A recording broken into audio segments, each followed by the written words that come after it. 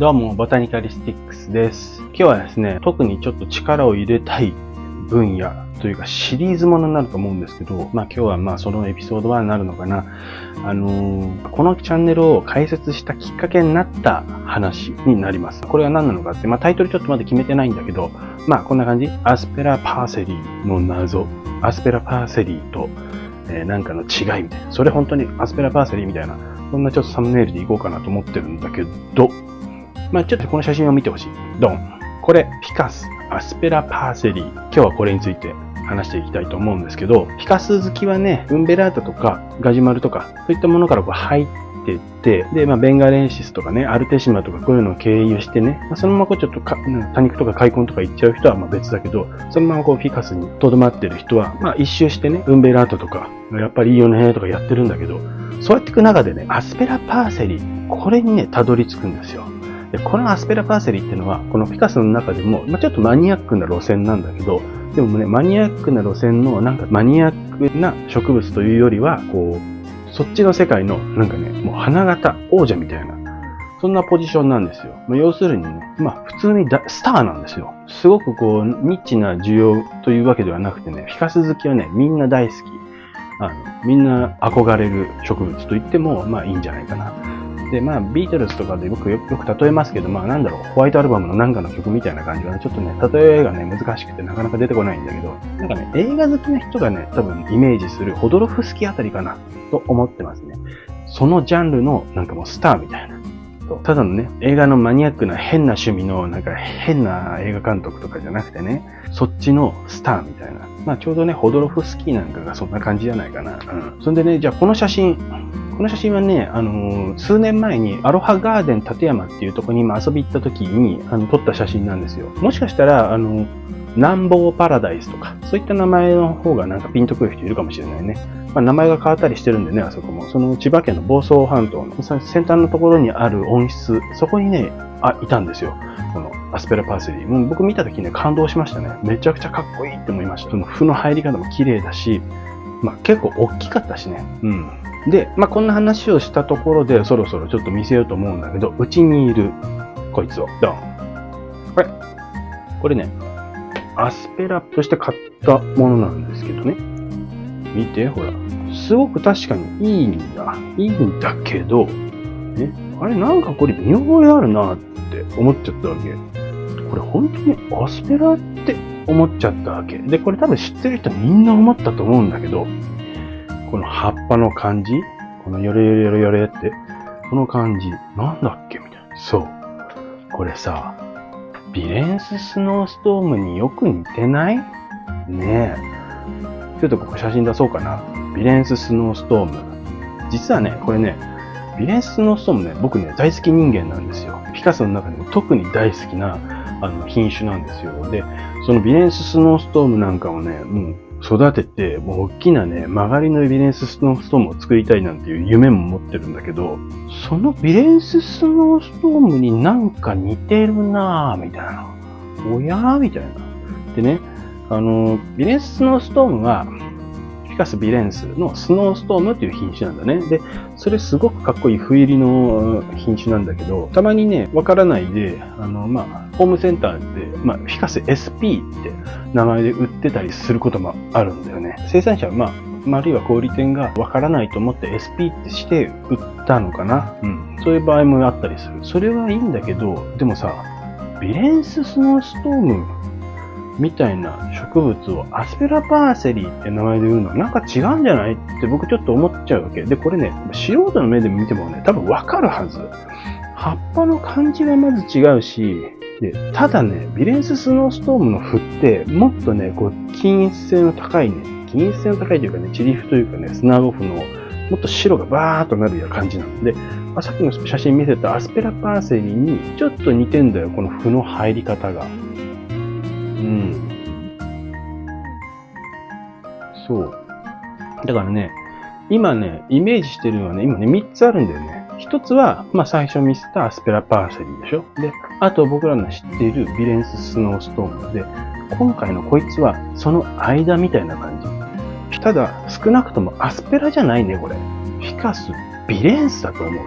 フフィカスビレンスなんとかだと。要するに、なんか品種名をつけるんだったらなんだろうね。フィカスビレンス、なんかアスペラチックみたいな。そんな感じだと思うんだよ。僕ね、これをね、アスペラパーセリーって言ってね、売っている。あるいはね、フィカスアスペラって名前で売っているね。この状況すごく良くないと思うんだよね。なんていうかさ、この業界って曖昧なまま進んでいって、なんか言い続けたらもうそうなっちゃうみたいな。ね、そういうとこあるじゃない。例えばスピタンサスが、実はスピタンサスっていうのはおかしくて、シェフレラピックレリでしたとか、こういうね、変わってくっていう話もあるけども、なんかね、このままいくと、なんかそのまんまこれが、アスペラパーセリーってなっちゃうんじゃないかな。そうするとさ、みんな悲しくない？なんかさ、アスペラパーセリーにも申し訳なくない？で、ビレンススノーストームなんかもっとかわいそうじゃない？で、なんかさ、劣化版みたいに言われちゃってるわけよ。なんか、ストゼロのダンみたいな。ダンが好きな人にはすごい失礼じゃない？だってそれ。ねえ、偽物みたいに言われちゃってるわけなんだから。でしかもさ、僕自身がビレンススノーストーム大好きだから、僕自身がね、嫌なんだよ、本当は。アスペラパーセリー、それ偽物じゃないとか、いうこと自体が、もう僕の中の心の何かがね、泣いてますよ。僕はだってビレンススノーストームを推したいんだから、本当は。正直に言う。アスペラパーセリーより好きだからね。なんかさ、あれに似てんなと思ったの。のどぐろ？なんかいつかね、どっかの市場行った時に、のどぐろって売ってたのね。で、パッと見、のどぐろじゃないよね、これと思って。で、なんていうの？分かってんだけどさ、夢カサゴっていう魚なんだよ。で、夢カサゴをのどぐろって書いて売ってんの。ね。で、聞いちゃったの。で、これ夢カサゴだよねって。その対象に。これのどぐろって書いてるけど、これ夢カサゴの方だよねって言ったらなんかすごく罰悪そうにしててさ、で、市場だからさ、周りに人たくさんいるからさ、なんかさ、ちょっとさ、吸いやめてよみたいな感じの雰囲気になっちゃった。君みたいな人はね、何十人に一人がね、いるんだけどね、でものどぐろって間違えてないでしょみたいな。そう、確かに間違えてないんですよ。そうやってずーっと言われ続けてるから、もう文化になっちゃってる。本当の新潟のあそこの佐渡にいるのどぐろ、陸奥だよね。で、あれののどぐろとは違くて、夢カサゴってちょっと似てるからって、それをのどぐろって言って、売ってたりすることもあるわけ。で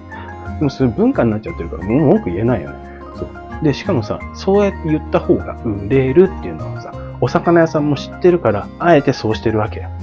今回のアスペラパーセリーも多分そういうとこあるよね。生産者も、これ多分その大量にメリクロンナイトがこう入ってきて、それをその時点でアスペラパーセリーだって言って売られてるんだと思うんだよね。僕は知らないよ、そっちの事情は。だけど、それで市場とか生産者とかがそれ多分最初にね、第一段階で、それはアスペラっていう名前でもう手に入れた苗を育ててアスペラって出荷しちゃうんだよ。これアスペラじゃないよなと思ったとしても、アスペラっていう名前で入ってきたんだからアスペラって出しちゃうみたいな。その方が売れるって分かってるから。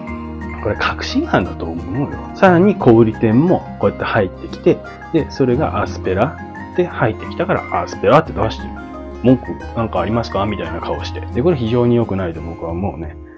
って思って、これアスペラですかって誰かそこで一回止まってほしいかな。なんか、あるいはさ、ちょっとさ、そう、氷なんかもう最終的に買う人はさ、アスペラすげーっつってさ、わかんないで買っちゃってんだよ。もうこれさ、みんな悲しいじゃん。買った人はさ、アスペラ欲しいと思ってて違うものにつかまされたっていうことと、あと、アスペラパーセリーが大好きな人にとって、アスペラパーセリーの名前は汚されてるんだよ、これ。で、さらにね、アスペラパーセリーの偽物だって言われてるビレンススノーストームの気持ちにもなってみてよって。でだからさ、やっぱさ、これ、どっかで誰かが正してくんないと、なんか、おかしなことになっちゃうよね。で、こういうことを言うとね、僕もまた消されるのかもしれないけど、なんかさ、どう思うっていうことを言いたくて、このチャンネルを僕は始めたんだよ。ちょっと熱くなってきちゃったから、もうこの辺でやめとこうかな。で、しかもね、言ったらね、アスペラパーセリーとビレンススノーストームの、これ今ね、2つでね、話してるけどね、ここにね、フィカスエラクタのね、バリエガータとでも言うのかな。フイリイルビアっていうね、品種があってね、これもまた非常に似ててね、アスペラの顔してるんですよ。なので、ちょっとね、この辺三つどもえみたいになってて、みんなね、ごちゃごちゃになってると思うから、こういうとこね、まあちょっとまたこの風潮がね、ごちゃごちゃになりそうになったらまた僕は正していきますよ。で、これまたちょっと言い続けることになるのかな。あとね、今後ね、ちゃんと調査して、まあ最初にね、僕がね、見たアロハガーデン立山、南房パラダイスのね、温室で出会ったあいつ、あの時ね、まだね、こんなね、論議なかったのよ。このビレンスをアスペラって言ってるね、そういう品種まだ出てなくて、その時あまり気にしてなかったんだけど、もう一回ちゃんと言ってね、肌触りとかね、ちょっとやっぱ気にしたいと思うんだよ。葉っぱがね、ギザギザになってるとか、そういう違いを見てわかるけど、やっぱ触った感じも違うよねっていうところを確かめたいと思うんだよね。でね、それでね、第2弾は、アロハガーデン立山行って、ほら、こんなに違いますよって本当はやりたかったんだけど、